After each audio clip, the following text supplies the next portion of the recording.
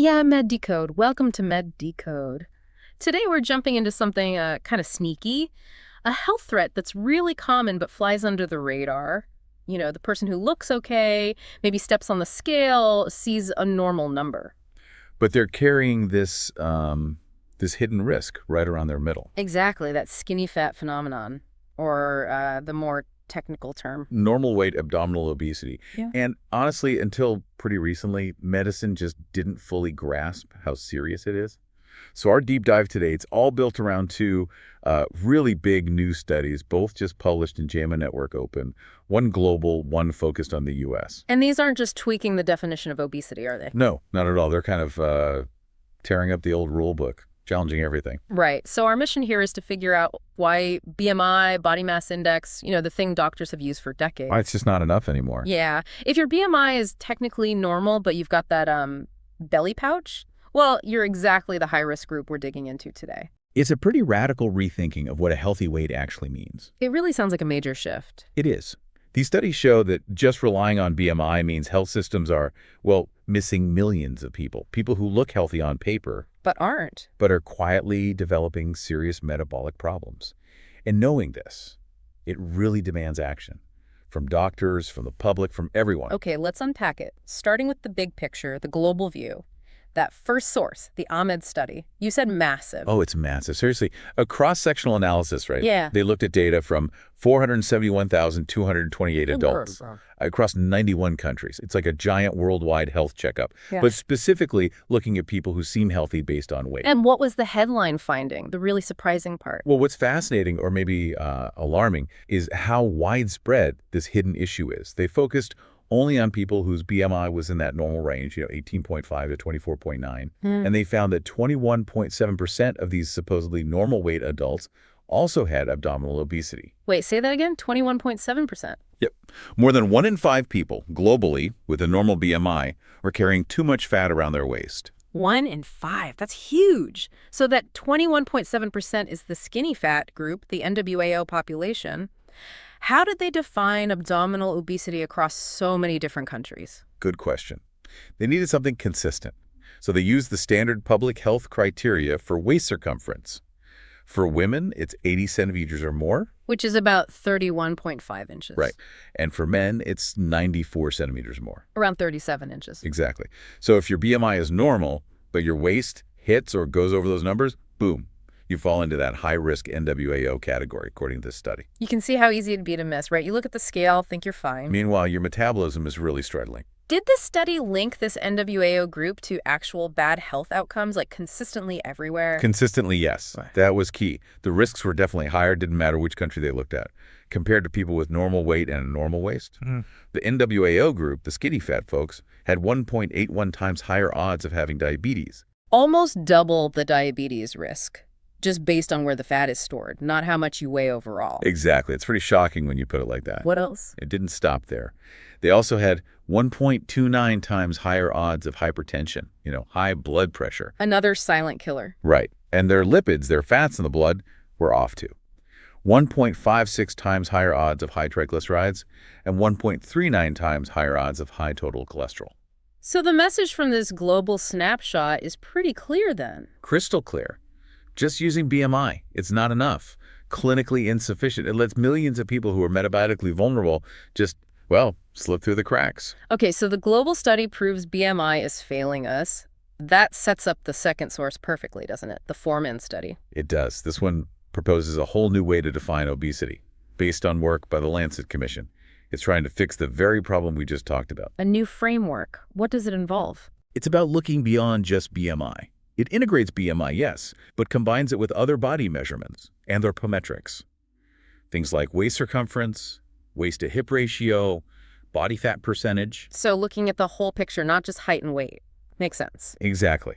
And they tested this new definition using data from a huge U.S. health study, the All of Us Research Program. And what happened when they applied this new, more detailed definition? Did the obesity numbers change? They skyrocketed. It was staggering. Okay. Using the old BMI-only definition, obesity prevalence in this U.S. group was 42.9%. Pretty high already. Oh. But when they used the new definition, the one including those body measurements, the prevalence shot up by 60%. 60%. all the way to 68.6%. Wow, a 60% jump. So suddenly, almost 7 out of 10 adults in that study were classified as having obesity using this new approach. That's right. Many people previously labeled overweight or even normal weight got reclassified based on objective signs of high-risk body fat. Where did this huge group of newly classified people come from? They identified what they called the anthropometric-only obesity group. These are people whose BMI is actually below the traditional obesity cutoff. They might be overweight or even normal on the BMI scale. But their other measurements, especially that waist circumference, are high. They're essentially the U.S. version of that global skinny fat group. Right. And the crucial question, are these anthropometric-only folks actually at higher risk? Or did we just draw the line wider? No, they're absolutely at risk. The study confirmed it. This group, the one missed by the old BMI system, had 1.76 times the odds of having established organ dysfunction compared to people who were truly non-obese by all measures. We're 1.76 times the odds of organ dysfunction. Okay. It really hammers home the main point. The location of the fat, that visceral fat around the organs, is what drives the risk, much more than just the total number on the scale. That's a powerful image. Like fat packed around the engine parts causing problems rather than just making the car heavier overall. That's a great way to put it. And this leads into how this new framework thinks about clinical action. The Lancet approach actually categorizes obesity based on whether there's already organ dysfunction or physical limitation happening. So you get clinical versus preclinical obesity. Ah, like a severity staging? Yeah. So clinical obesity means you have obesity plus existing damage. How bad is the outlook for them? It's extremely high risk. The risk for serious future problems is astronomical in that group. They looked at incident diabetes, new cases developing. The adjusted hazard ratio, the AHR, was 6.11. 6 times the risk. And maybe we should quickly explain AHR for listeners. Oh, right. Good point. AHR, adjusted hazard ratio, it basically tells you the likelihood of something bad happening, like getting diabetes, after you account for other factors like age, smoking, things like that. So an AHR of 6.11 means the risk is massively higher, specifically because of their clinical obesity state. Exactly. And for cardiovascular events like heart attacks or strokes, the AHR was 5.8, also incredibly high. Okay, so clinical obesity is clearly the highest risk category. But what about preclinical? Does that mean you're safe? Definitely not safe. That's crucial. Preclinical obesity, where the damage isn't obvious yet still carries significant risk. The AHR for getting diabetes later was 3.32. Still over 3 times the risk. Right. And for cardiovascular events, the AHR was 1.40, still elevated. It's the warning sign. It tells us the disease process is already underway, even if it hasn't caused major problems yet. Intervention is needed before that happens. This must have big implications for treatments, right? Like those newer weight management drugs, the GLP-1s everyone talks about? Huge implications. Profound, really. Yeah. Right now, getting those drugs often depends on hitting certain BMI numbers. The old system. Yeah. But this new framework shows that many people who are clearly high risk, even clinically obese based on their fat distribution and early dysfunction, don't actually meet those old BMI cutoffs. So we might be denying treatment to people who really need it? Potentially, yes. And maybe even over-treating others who just have a high BMI, but less of that dangerous internal fat or dysfunction.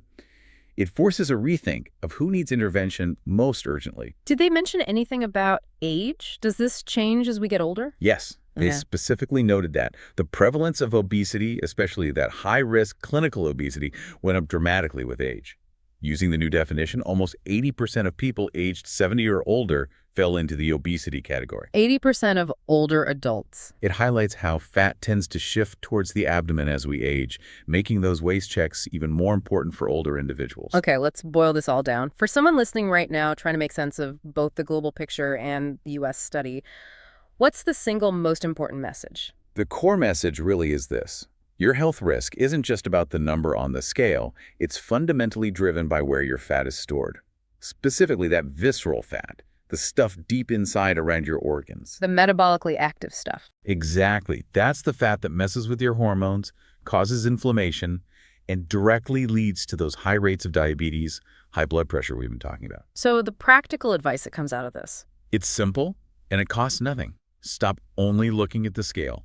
Measure your waist. It's probably the best, easiest shortcut we have right now to understand your actual metabolic risk. Get out the tape measure. Absolutely. Know your numbers. Based on those public health targets from the Ahmed study, the goals are clear. For women, keep that waist circumference under 80 centimeters. Which is about 31.5 inches. Right. And for men, the target is under 94 centimeters. About 37 inches. Yep. Those are the numbers to keep in mind. And if you're over those numbers, even if your BMI looks great. The research suggests you should treat that as a real health alert, something to discuss with your doctor.